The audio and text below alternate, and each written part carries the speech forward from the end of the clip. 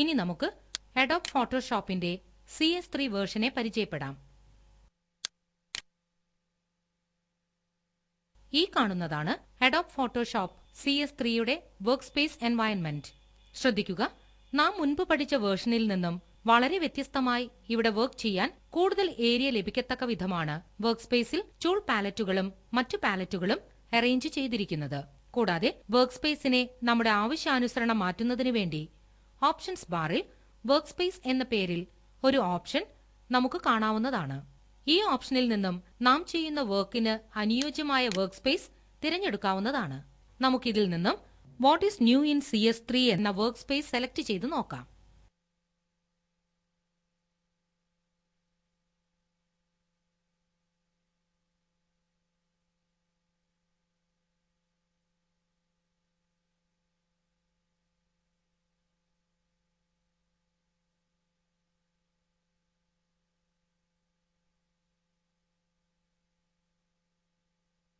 ഇപ്പോൾ വന്നിരിക്കുന്ന വിൻഡോയിൽ ഇത് അപ്ലൈ ചെയ്യുന്നതിന് വേണ്ടി യെസ് എന്ന ഓപ്ഷനിൽ ക്ലിക്ക് ചെയ്യാം.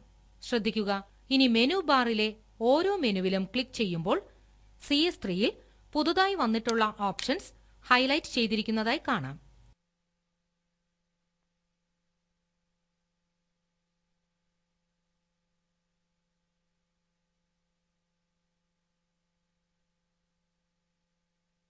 അതുപോലെ പ്രിന്റിംഗ് വർക്ക് ആണ് ചെയ്യാൻ ഉദ്ദേശിക്കുന്നതെങ്കിൽ ഇവിടെയുള്ള പ്രിന്റിംഗ് ആൻഡ് പ്രൂഫിംഗ് എന്ന ഓപ്ഷൻ സെലക്ട് ചെയ്താൽ മതി. നമുക്ക് ഈ ഓപ്ഷൻ സെലക്ട് ചെയ്ത് അപ്ലൈ ചെയ്ത് നോക്കാം. ഇപ്പോൾ പ്രിന്റിംഗിന് ആവശ്യമായ പാലറ്റുകൾ മാത്രമാണ് വർക്ക് സ്പേസിൽ വന്നിരിക്കുന്നത്. അതുപോലെ ഇതിനാവശ്യമായ ഓപ്ഷൻസ് ആണ് ഓരോ മെനുവിലും ഹൈലൈറ്റ് ചെയ്തിരിക്കുന്നത്.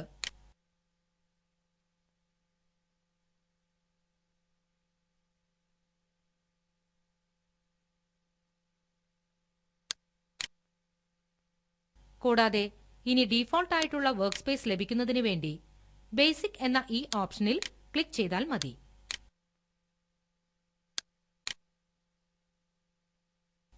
ഇങ്ങനെ ഇവിടെ കാണുന്ന ഓരോ ഓപ്ഷനും നമുക്ക് വിവിധ വർക്കുകൾ ചെയ്യുന്നതിന് വേണ്ടി പ്രയോജനപ്പെടുത്താവുന്നതാണ്.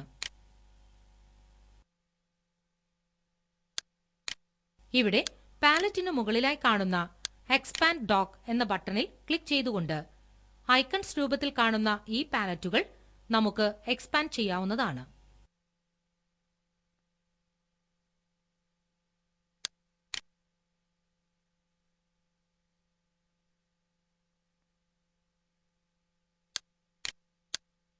അതുകൂടാതെ ഓരോ നിശ്ചിത പാലറ്റും സെലക്ട് ചെയ്തുകൊണ്ട് എക്സ്പാൻഡ് ചെയ്യുവാനും സാധിക്കും. ഓരോ ഐക്കണിന്റെ മുകളിലും മൗസ് പോയിന്റർ കൊണ്ടുവച്ചുകൊണ്ട് നമുക്ക് ആ നിശ്ചിത പാലറ്റിന്റെ പേര് മനസ്സിലാക്കാവുന്നതാണ്. അതുകൂടാതെ വർക്ക് സ്പേസിൽ ഇപ്പോൾ എക്സ്പാൻഡ് ചെയ്തു കിടക്കുന്ന പാലറ്റുകളും ഇവിടെ കാണുന്ന ഈ ബട്ടണിൽ ക്ലിക്ക് ചെയ്ത് നമുക്ക് ഇതുപോലെ ഐക്കൺസ് ആക്കി മാറ്റാൻ സാധിക്കുന്നതാണ്. ഇപ്പോൾ പാലറ്റുകൾ കിടന്നിരുന്ന ഏരിയ കൂടി നമുക്ക് വർക്ക് ചെയ്യുവാനായി ലഭിച്ചിട്ടുണ്ട്.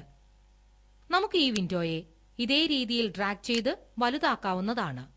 ഫോട്ടോഷോപ്പ് CS3യിലെ പാലറ്റ്സിന്റെയും ഓപ്ഷന്റെയും ഈ അറേഞ്ച്മെന്റ് കൂടുതൽ സുഗമമായി വർക്ക് ചെയ്യുന്നതിന് നമ്മെ സഹായിക്കുന്നു.